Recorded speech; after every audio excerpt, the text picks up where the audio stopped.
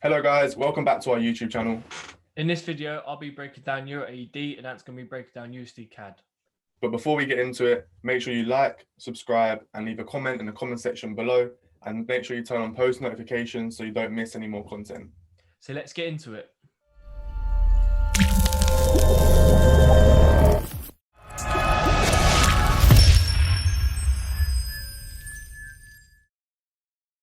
Hey guys, so this is USD-CAD. I'm going to talk about the analysis going into next week. So starting on the weekly time frame, we'll just talk about the market structure, some key levels, and look at the candlesticks from last week as well.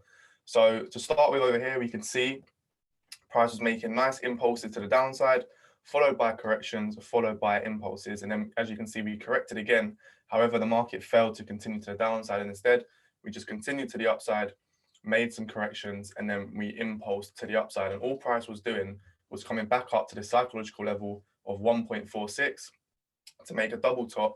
So the same sellers who stepped in at this level can step in again and drive the market down. And as you can see, ever since then, the market has been heavily downtrending. So sellers have been in control of this market ever since this level has been touched.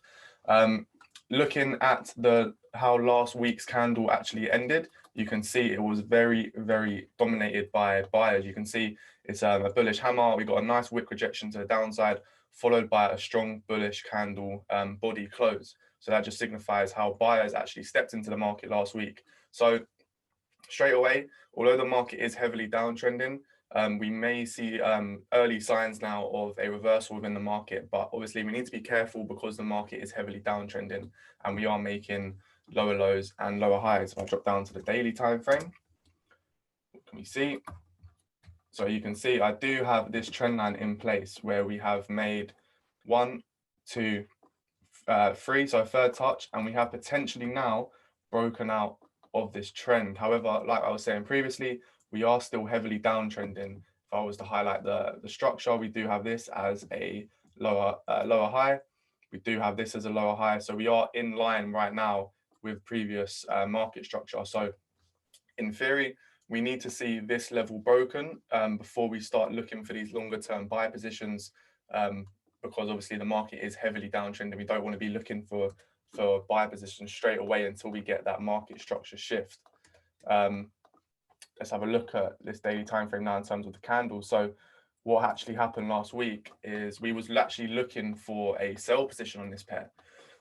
So what actually happened? Well, you can see price was using this level here as support, and then we come back down to the exact same level right here, and we formed like a couple of dojis, a slowdown in momentum, and then we saw this sudden breakout to the downside.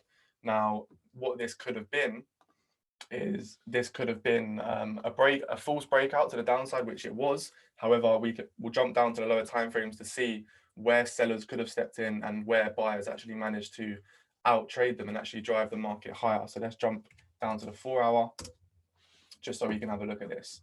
So yeah, you can see on the 4-hour time frame, this is where we slowed down in momentum, and then we saw the break to the downside. Now, what we was actually looking for was a break and retest of this support level. So where we had this impulse to the downside, we was looking for price to then pull back to create a lower high to then continue to the downside from here. And you can see where sellers tried to do so. You can see these wick rejections where we obviously had it previously here and here.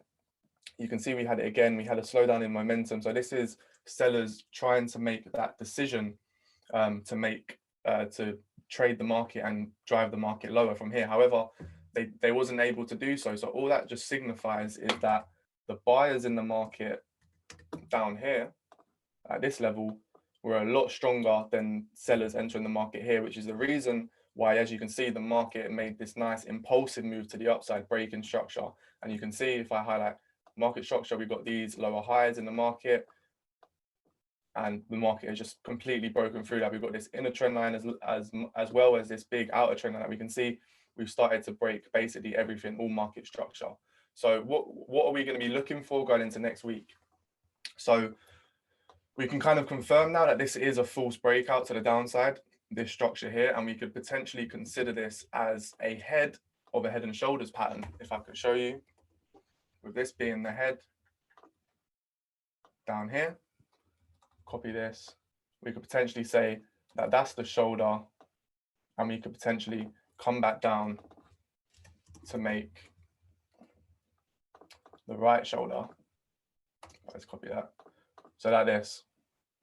So this being the left shoulder, the false breakout made the head, and now we could potentially pull back to make the right shoulder. So what we're going to be looking for next week is a potential short-term sell position once we get our confirmations, back down into this right shoulder. We're not going to look for a buy at this right shoulder because obviously the market is heavily downtrending on the higher time frames. We are sellers are in control, so we don't want to be swinging buy positions yet against the longer term trend. That's just going against the trend. You don't want to do that. The sell positions that we're looking for is going with the trend. We know where price is heading, but what we're going to be waiting for, as this is an inverse head and shoulders pattern, we're going to be waiting for a break through the neckline, followed by a pullback to retest the neckline, and that's where we'll be looking for our longer term buy positions. If that manages to happen, of course. So we're waiting for this to happen. It's not certain, but we're going to try and trade the sells back down to this level, and then waiting for this impulsive move to the upside and nap up here. Once we get this breakout, that will be our confirmation of a shift in market structure. That buyers are now dominating this market.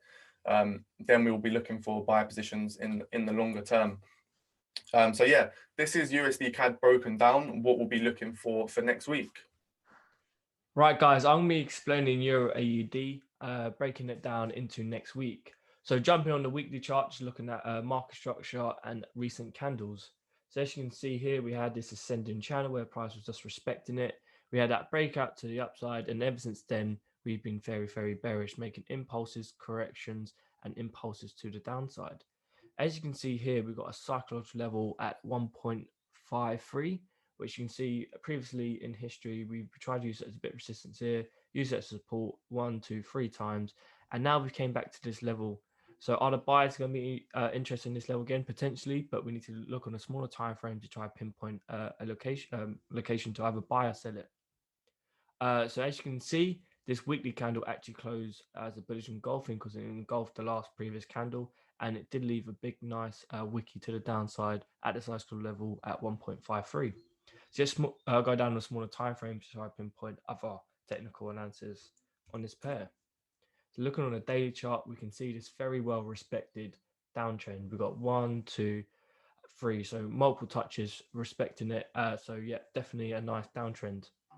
We got you can once again this nice level here at the cycle level where we had that slowdown. Then we had that bearish golfing candle, and all of a sudden it was a false breakout, trapping the sellers into the market. Then the buyers stepped in, and as you can see, we had this 2 days of bullish momentum to the upside. However, this does not mean we can just be looking to enter sells, because looking at the bigger picture, we're still heavily downtrending. You can see with this downtrend. So there's no way we can be looking for buyers as of yet. We need a bit more confirmation to be added, a bit more confirmation added in order for us to take the trade. Because however, we can still be looking for sells. Now you can see this nice level across here on the daily chart. We can see multiple touches across here. Across here. So this is a key level area of interest that we can be looking for potential positions of, either to buy it or sell it. Once again, let's jump on the smaller time frames to try to find a position. Right. So looking on the 4 hour, we have got this inner trend line here. Once again, 3 touches, 1, 2, 3 touches, and it has been broken, but this is just an inner trend line. The outer trend line, we can start to see that we are getting these wick rejections to the upside.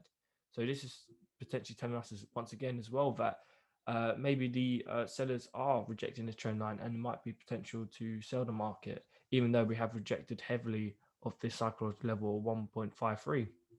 So what we can potentially see from here is, if we do see some nice rejection down here, breaking below this level once again, and we do get a little pullback back into here, we might potentially be able to let back down to this psychological level.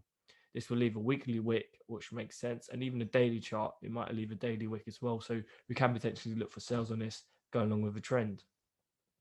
So that's the selling option.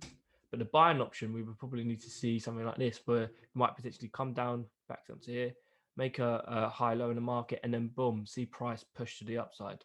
Therefore, that will give us our directional bias, where price is now broken out the outer trend line, and we're now in bullish market structure. Once this happens, we can then potentially look for some sort of correction back down into these type of levels down here, and then boom, that's when we can look for that push to the upside. Yeah, so this is kind of what we're looking for on Euro AUD. Two type of scenarios, either the selling one or the buying one. Just a bit more confirmation needed. I feel like this is happening with a lot of pairs this week, where a bit more confirmation is needed before we can actually start looking for positions. And yet, this is two scenarios where something can really play out nicely on Euro AUD. So yeah, this is Euro AUD going into next week. Okay, guys, so thanks for watching, and we really hope you took something away from this video. If you want to be part of our team, click on the relevant links below, or just give us a little personal message and we'd be more than happy to help. But for now, we hope everyone has a good trading week.